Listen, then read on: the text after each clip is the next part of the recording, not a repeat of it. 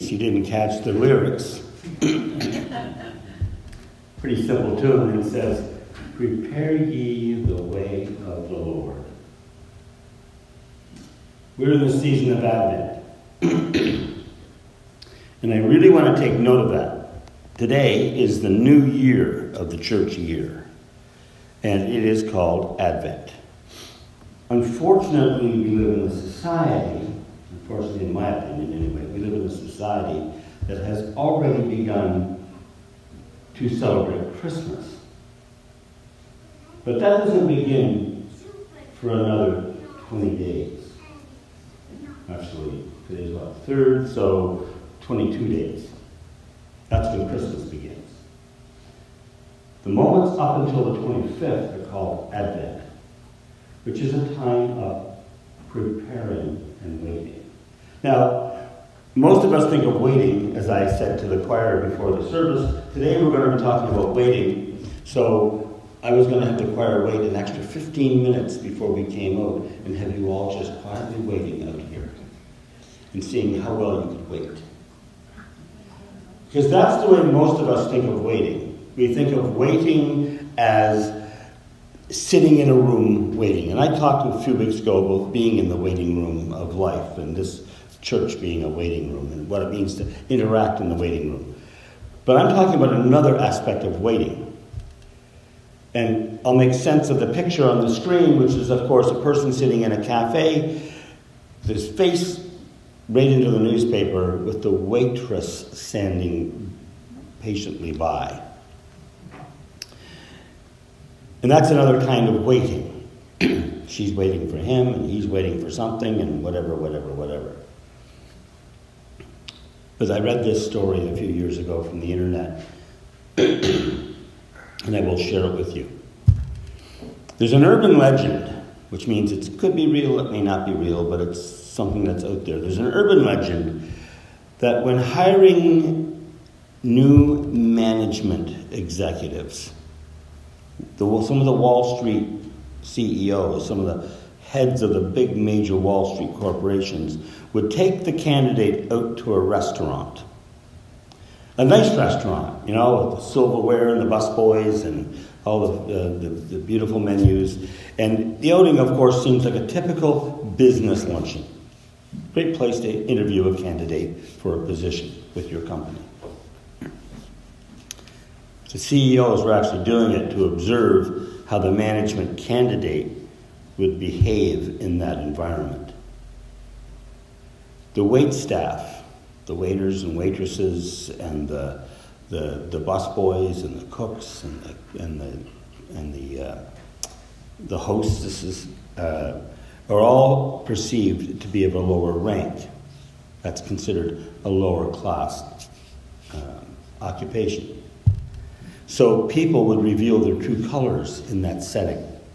If the management candidate was making nice with the CEO and then would turn around and snap irritably at the waiter, then that would show he cared more about title and salary than about treating people with equality. Something as simple as asking for a water refill can give great insight onto how you would handle your employees or anyone else that you came in touch with that you considered of a lower class to yourself. And that's why you've heard me on more than one occasion say, you want to show your true Christian colors, let me see how you react when you walk into a restaurant following the service. Because now we're talking about waiting. The kind of waiting and preparing that Jesus was showing us and modeling us with his life.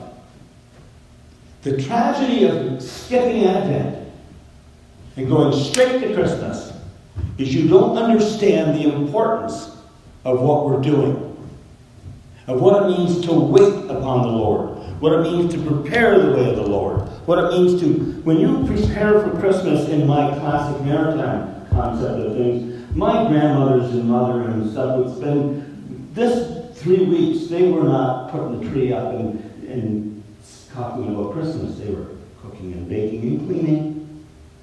They were preparing a home for guests. They were looking at the way they would treat one another. They were getting things prepared and ready to receive the guests into the home. And every guest that came into the home was a representation of Christ being received into the home. Waiting, serving others. That's what waiting in Advent is about. It's about being able to patiently stand and ascertain a person's needs, as you see in this picture. Waiting for the person to whether they're going to bark out an order that they want coffee or just say, hey, I'm having a bad day. When you stop and think about the interactions you have with the waiting staff of the world, you realize what it means to serve as Christ calls us to. It's about serving others. Waiting. Waiting on the Lord is serving others. It's not sitting in a room with your fingers stuck in your pockets, or you're twiddling on your cell phone, or you're got your headphones on listening to music, just idling, skimming time by. Waiting on others is waiting presently active in their life. Thinking about ways to improve each and every moment of life in the relationships that you have. This is what waiting is. Waiting. It's the opportunity to invite people to look around, to look at others near you. Look at people in the pew. Look at people in their families. Look at people in their schools, their places of work, where they volunteer. Look at people with new eyes. Eyes that see in the people around them, whether they are similar or different to you. See in those people the gifts of God. That's what we're calling to look for.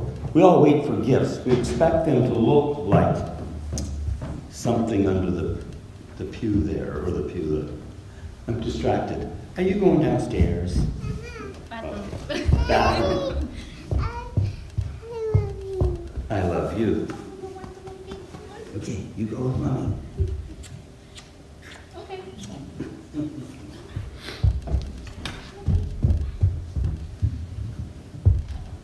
The fun part of that interaction, if I may interrupt my sermon for a moment, was that these are recorded, and that's going to end up on the web. Because I don't think I'm going to edit it out.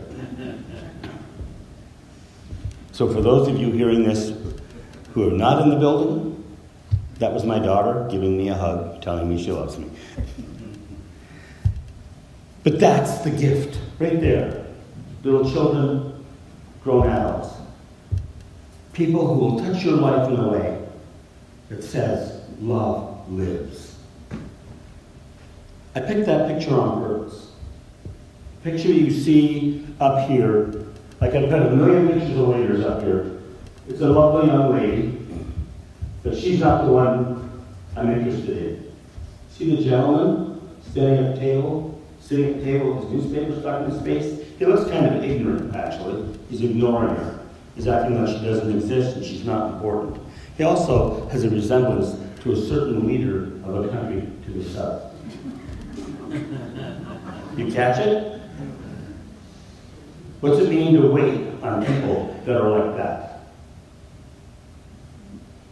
That's a caricature right now in our society. But there are a lot of people that we just don't want to wait on. But God calls us to see everyone. Everyone. Everyone. As our mission. As our mission to love. Our mission to find redemption, salvation, hope, and grace. Because that's at the heart of the light of God. Waiting on the Lord. Prepare ye the way of the Lord. This is what Advent is about. It's about focusing on that in your life in the coming weeks, so that on the dawn of the day that we celebrate the birth of the child, we wake up and realize that what that light has lit into us is a flame of hope for this world. And we're living in a world right now that is pretty tense, pretty worried. Used to be we were just worried about the economy. Now we worry about basic survival. And I think that's appropriate. Because on the day he was actually born, things were worse on this planet. But that light shone. Prepare ye the way of the Lord. Prepare ye the way of the light. Prepare ye the way for your life. Let God in and wait on God as God waits on you. In the name of the Father, the Son, and the Holy Spirit. Amen.